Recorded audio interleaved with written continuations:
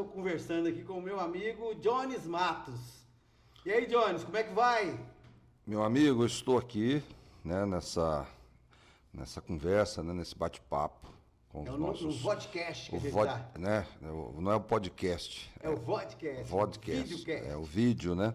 E a gente veio conversar, discutir, né, debater um pouco do que a gente pensa, né, do que a gente quer, imagina para o nosso país, sobretudo no momento tão delicado da Delicado que a vida gente tá. nacional que a gente está vivendo. Então, é importante a gente conversar, e as pessoas sempre dizem que política e religião, por exemplo, não se discute. Discute sim. Tem Né? que discutir. Tem que discutir. Futebol, eu até diria que é uma opção, cada um tem o seu time de futebol, Seu etc. time, né? Tal.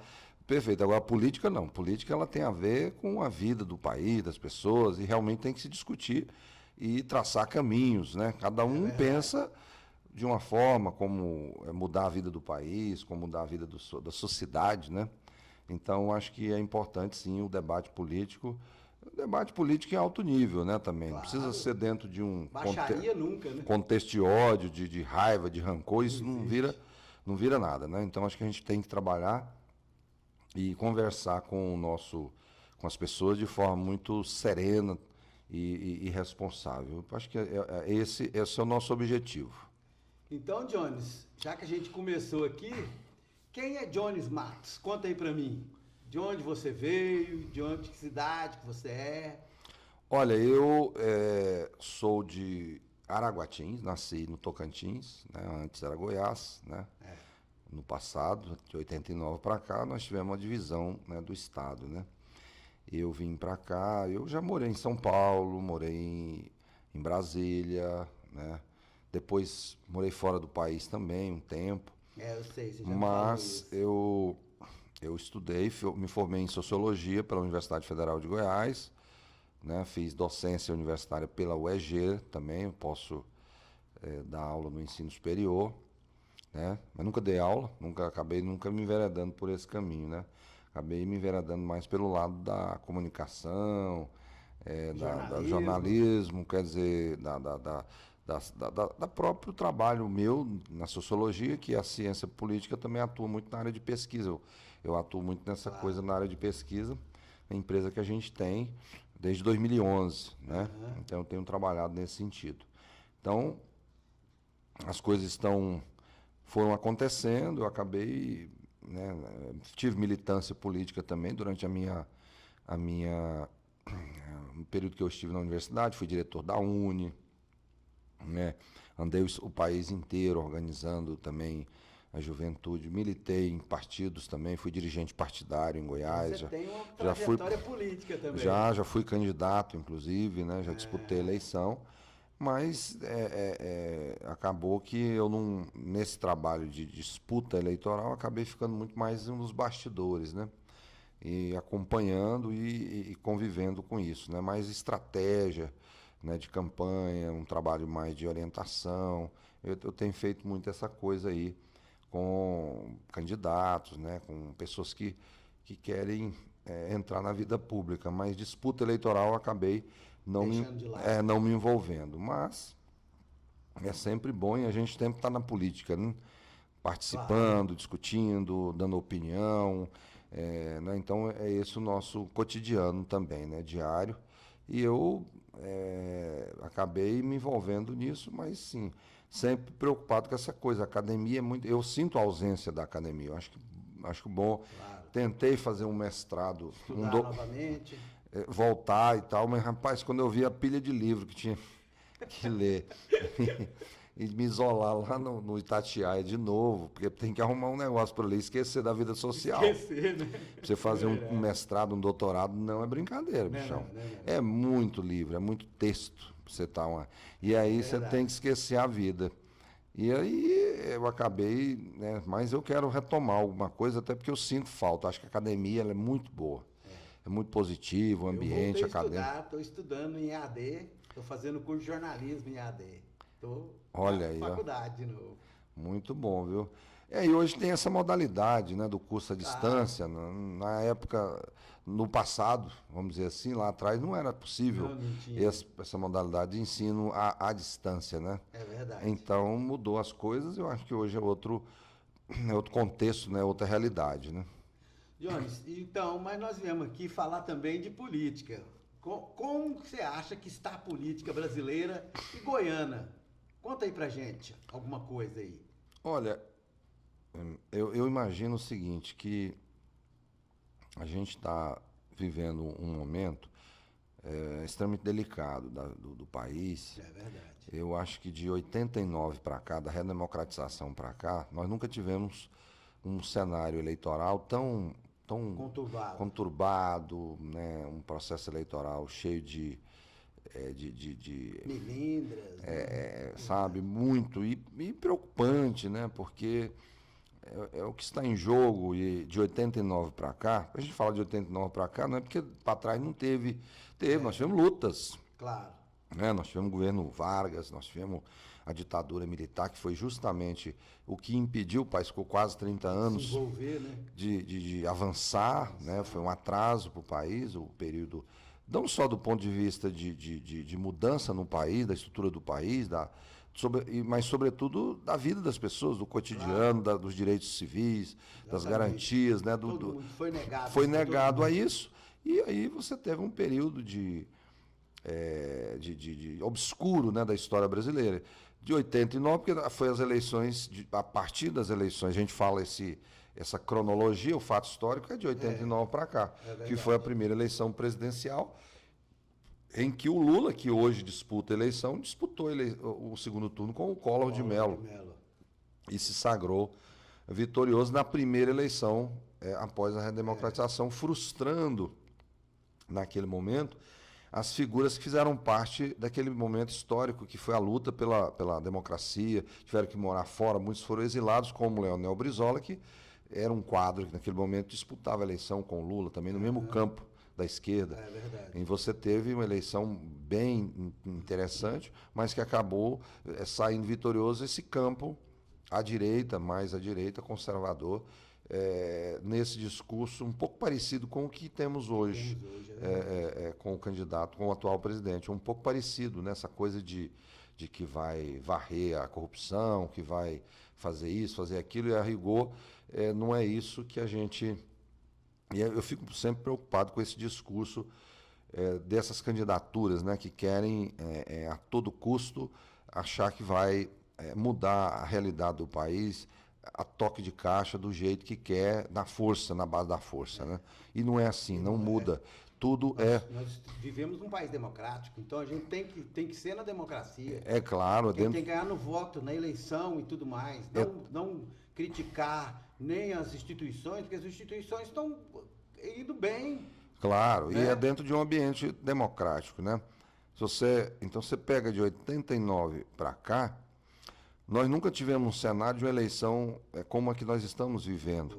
Nós tivemos depois uma certa oposição, por exemplo, digamos, uma polarização entre o PSDB e o PT, que ficaram discutindo, mas você nunca viu um ambiente como esse que a gente está vivendo hoje. É verdade. Né? De ódio, sabe, de raiva, tudo é baseado dentro de um cenário que a gente O contesta, pessoal né? está falando muito de uma guerra religiosa. Misturando religião com a política, né? Que não faz tem nada a sentido, ver, né? usando templos religiosos, usando a religião para poder se promover, né? E acabou que, se você pegar quem usa mais isso, acaba sendo o próprio Jair Bolsonaro, que usa muito essa coisa da religião, né? verdade. Sobretudo a religião evangélica, que é utilizada como Trampolim, até né? massa de manobra para Massa de poder, manobra, para trampolim. poder ele se projetar. E o adversário dele, o Lula, tem que fazer o mesmo, acaba tendo que entrar nessa seara para poder debater. Mas eu acho que as pessoas estão sabendo discernir, de certa forma, o que está acontecendo, né? E como a gente vive, a Constituição de 88, ela preconiza o Estado laico, né? O Estado desvinculado, né? Essa desvinculação da igreja do Estado se deu depois da República. Nós não temos nada a ver com isso. A igreja segue o caminho, o Estado, e nós não podemos, e não pode ter uma supremacia, né, digamos assim, de uma determinada religião, de um determinado grupo religioso. E que beira, muitas vezes, até o radicalismo, né? E eles esquecem, muitas vezes, eles aplicam, às vezes, o Velho Testamento e esquecem do Novo Testamento, né?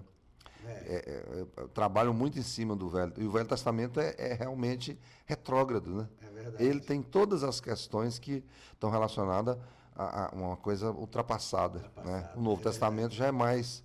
Ele prega mais um momento de união, Amor. né? O amor, né? A paz. A paz, né? Eu acho que é esse...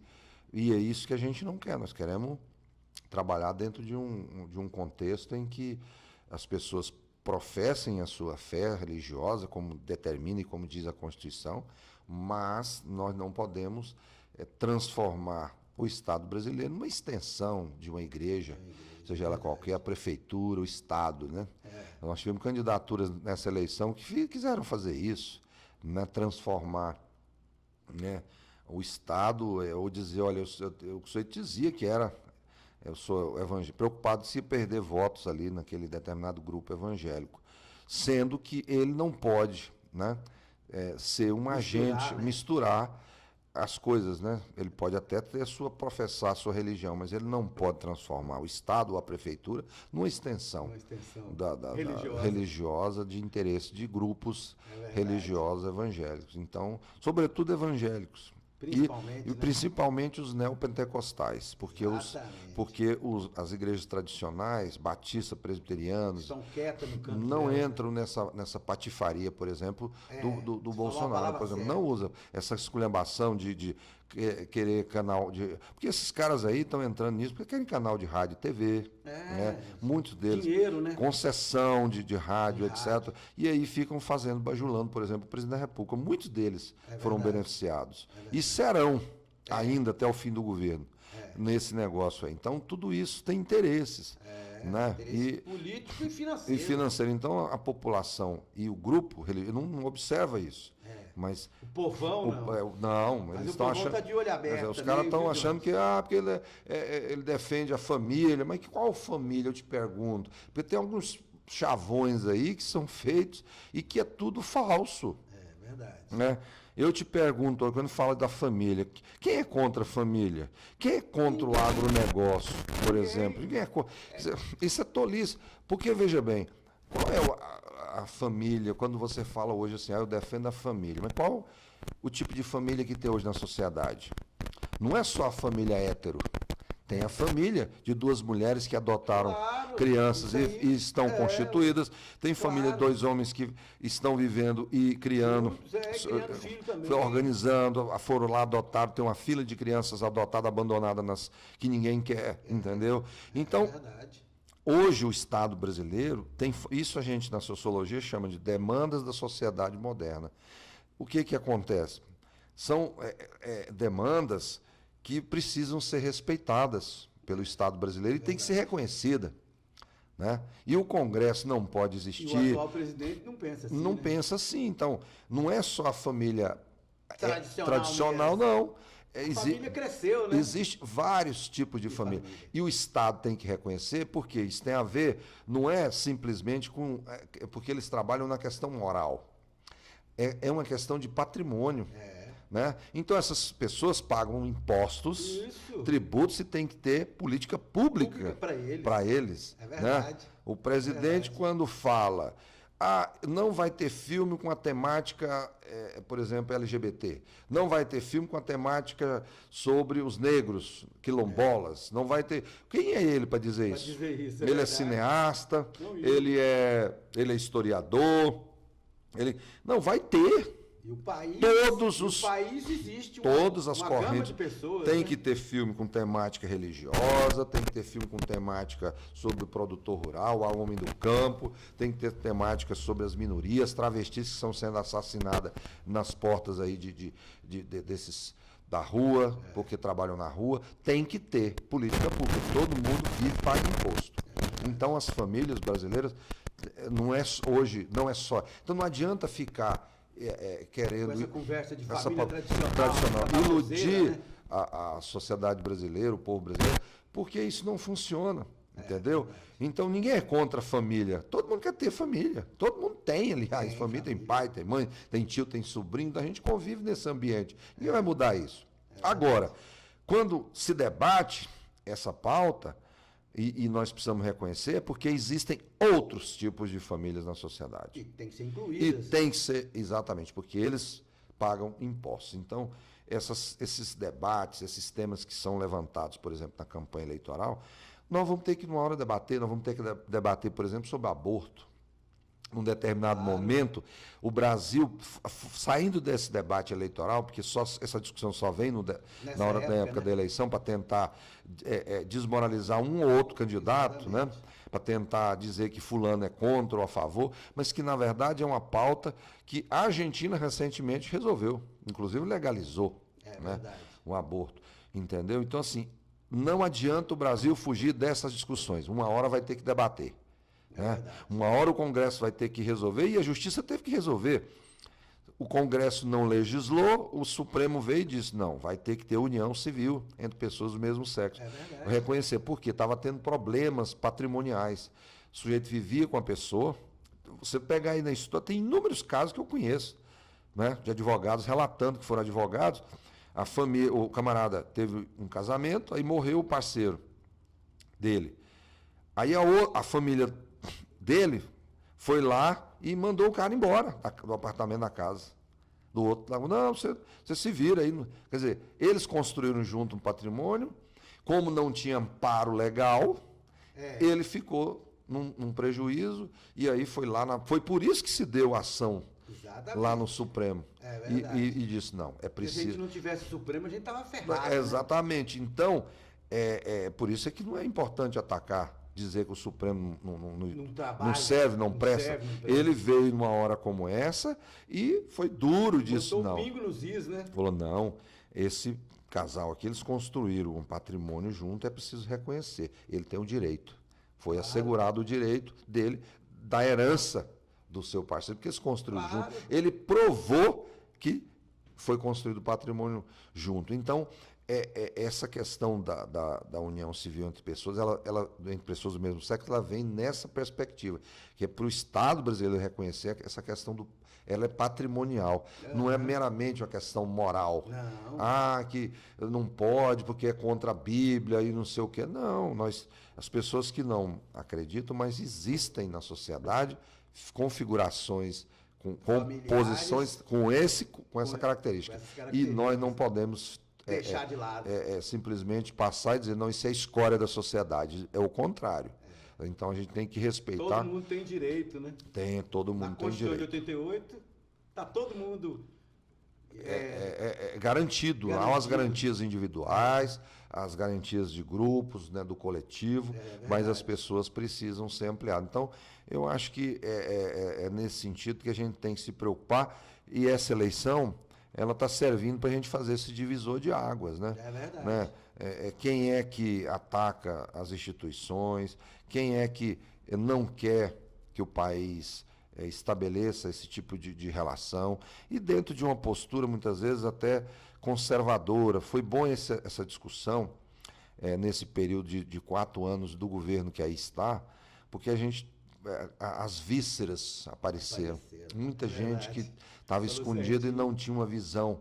E muitas vezes a gente percebeu que aquele camarada tinha uma visão reacionária, preconceituosa, né? E até extremista. Né? Extremista. De extrema, porque beira o extremismo. Porque eu li a entrevista do professor Pedro Célio no Jornal Opção dessa semana, está aí, lá no portal, e ele fazendo essa análise interessante sobre o bolsonarismo, por exemplo, né? O Bolsonaro é usado, né, pela direita para poder fazer essa transmutação, vamos dizer assim, essa transição.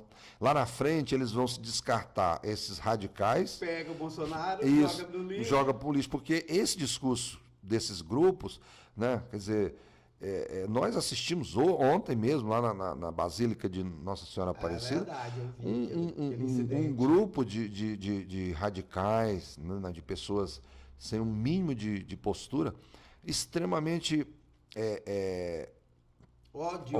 odiosos, assim, atacando a imprensa, a TV Aparecida lá. Eu vi. Né? Quer dizer, Não só a TV, mas a TV, até o bispo, o né? bispo, Foi atacado. sabe, o esquerdista, não sei o quê, quer dizer, eles começam a criar Ele não tem argumento, esse né? ambiente. Então, assim, que beira é um gesto translocado, né? Um ato até de... Então, eu tenho sempre dito que os problemas que nós estamos convivendo nessas eleições, elas não Vamos aprender com isso, né? Vamos aprender. Talvez o desafio dos partidos, eu tenho falado, é muito grande a partir de janeiro. Para ir para a cidade, para ir conversar, se organizar. Porque nas próximas eleições de 2024, nós vamos ter que ter outra postura. As eleições, sabe por quê? O que está acontecendo? O desafio é muito grande porque as explicações que nós estamos buscando, elas não estão só no campo da ciência política, da sociologia. Ela tem a ver com a psicologia, até com a psiquiatria. Nós estamos observando, porque tem atos de loucura, de devaneios. Né?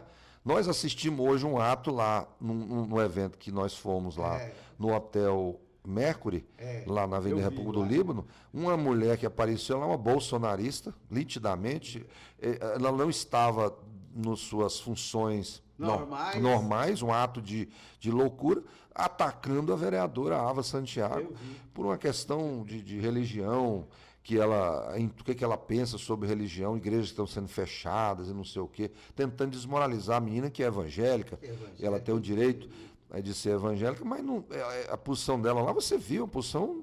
retrógrada.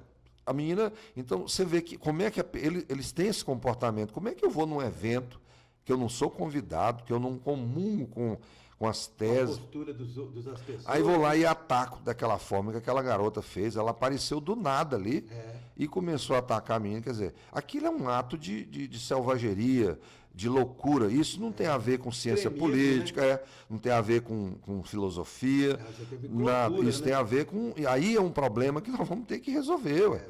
Quer dizer, nós vamos ter que internar esse pessoal, porque eu fico imaginando, se o Bolsonaro perder as eleições, e parece que caminha para isso, o que esse povo vai fazer? Vai pular do prédio, do edifício, vai pular do viaduto? O que eles vão fazer? Porque me preocupa muito isso. Não é pelo jeito que estão fazendo, porque só serve se ele for ganhar, o resto não presta. Eu não entendo como é que pode um negócio desse.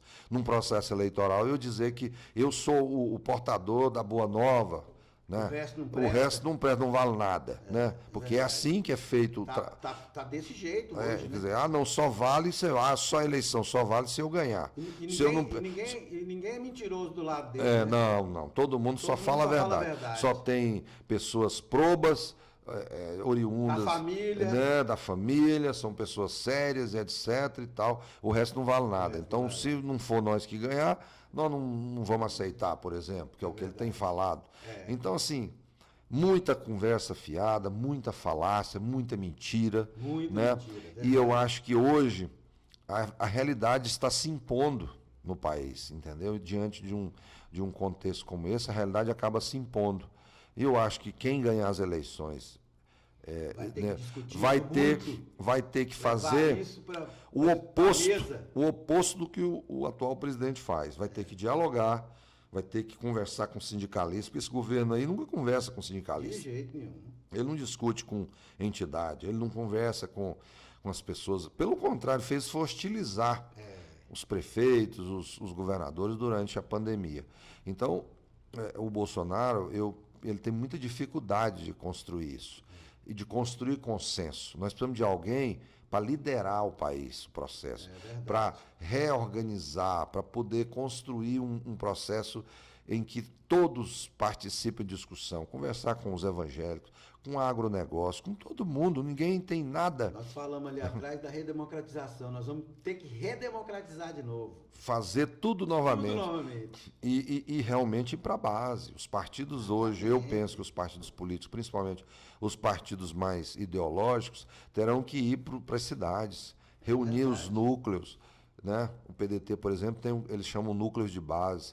tem que fazer um debate, tem que discutir, construir essa formação política melhor nas pessoas. Porque há muita conversa fiada, Falácia, né? muita falácia, muita mentira, muito, quer dizer, marcado hoje, o Lewandowski estava falando que nós estamos vivendo uma onda de fake news mesmo, de mentiras durante o processo eleitoral, em que você passa informação e as pessoas acreditam que é aquela informação. E, sabe, assim, tentando desconstruir algo que a história já provou. Isso, né? Que a história já provou.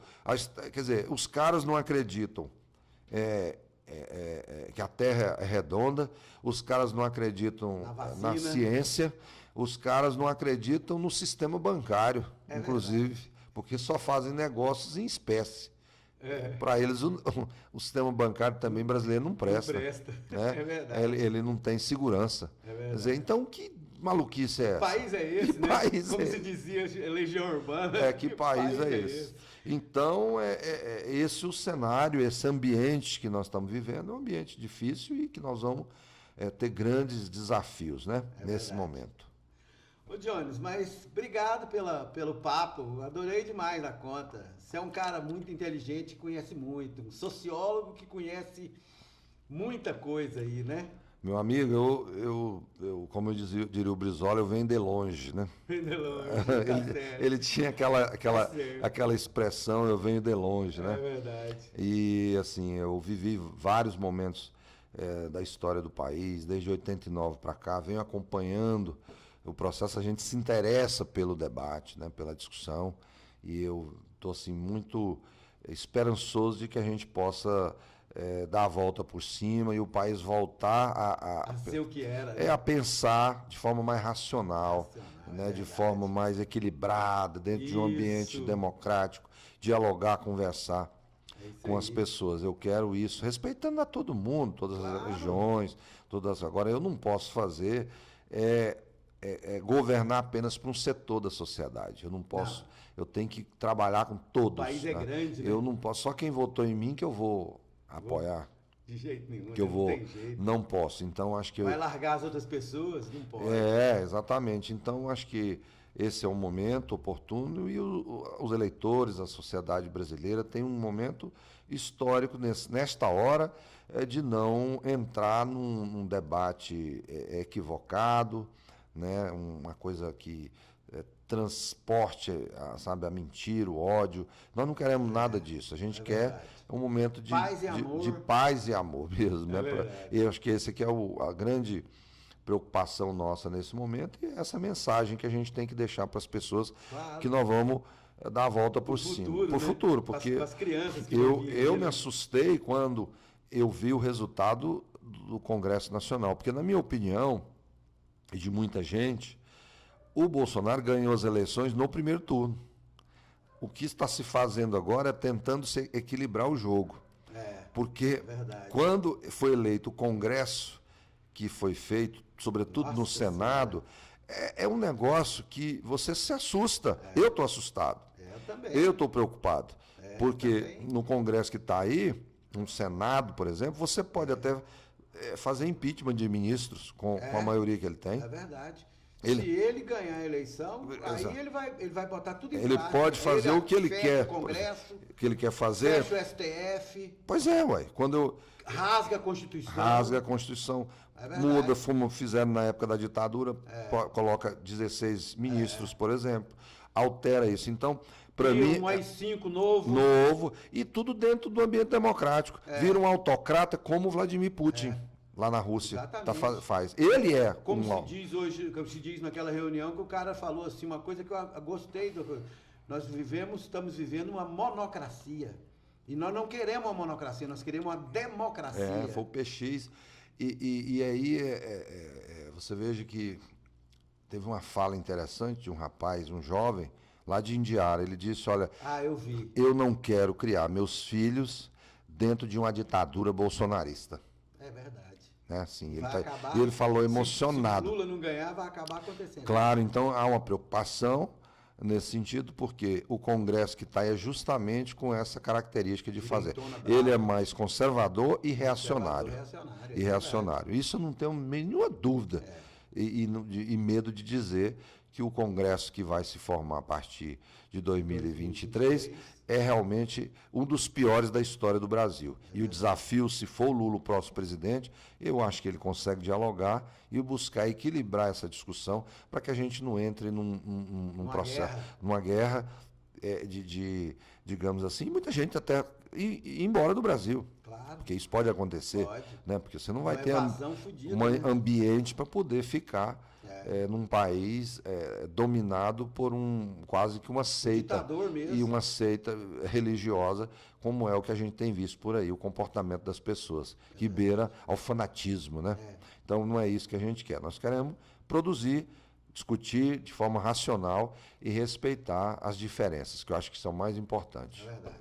Jones, eu agradeço demais você, porque para mim foi uma conversa excelente, sabe? Eu gosto muito de você, você sabe disso. A gente tem uma convivência muito boa, mas eu gostei muito. Obrigado por tudo aí. Eu que agradeço, estou muito feliz de ter estado aqui com você nessa conversa, né, com as pessoas, dialogar e, ao mesmo tempo, divulgar o nosso trabalho. Estou aqui à disposição para que a gente possa conversar mais sobre os problemas do nosso país. Vamos conversar em outras vezes, vamos ter mais oportunidade. Com certeza. Vamos chamar alguém para a gente fazer um contraponto aqui.